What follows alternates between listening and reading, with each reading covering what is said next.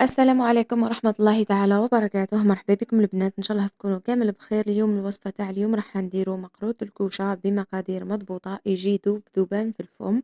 راح نديروه بالزبدة مش راح نديروه بالسمن، وراح نعطيكم المقادير بالتحديد. نروحوا لأول حاجة على بركة الله.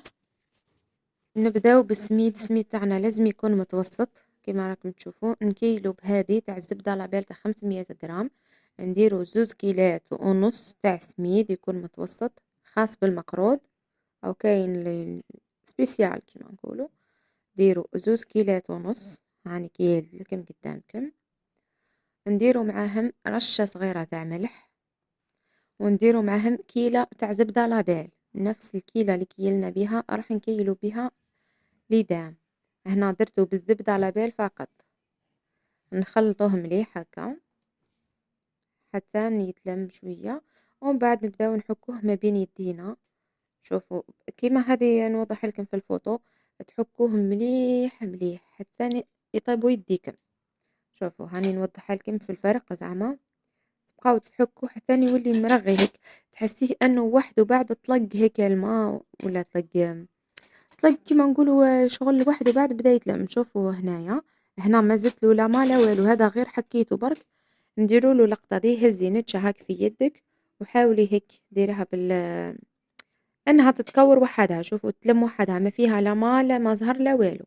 جيست حكيته مليح ونخليه يرقد هكا واحد ربع سوايع ولا 5. نروحوا للغرس تاعنا. الغرس تاعنا لازم نكونوا نقيناه من قبل. نحطوا له شويه تاع قرفه وشويه تاع عواد الطيب مرحيين، ونحطوا له شويه تاع مزهر، ونحاولوا نعجنوه مليح، ونديروا الزيت في يدينا. الغرس تاعنا لازم يجينا طري مليح باش من بعد يمشي لنا في العجينه. نديروا الغرس في يدينا ونكوروه كيما هكا، نديروه حرابش.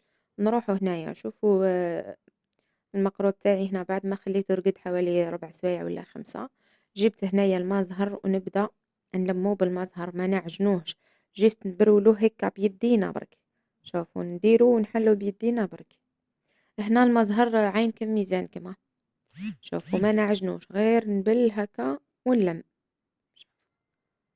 ونزيد بشويه الماء زهر حتى يولي تشوفوه قدامكم يولي مليح.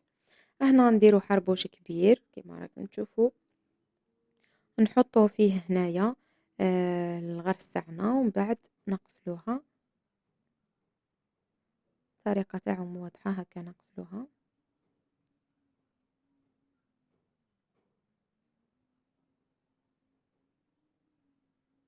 ومن بعد نقسموها على النص ونبداو نخدموها. لازم يجينا الغرس من داخل كده، الغرس كده السميد ما يجيناش ناقص.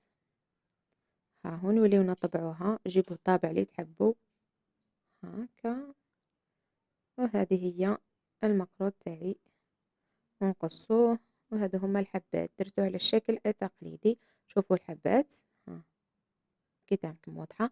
نحطو في بلاطو، نحطو الكعبة لأختها، نلصقوه هكا في بعضاهم، بعدا ندير له هذاك الطيب ونحطوه يطيب. وهذه النتيجة تاعو بعد ما طاب معايا.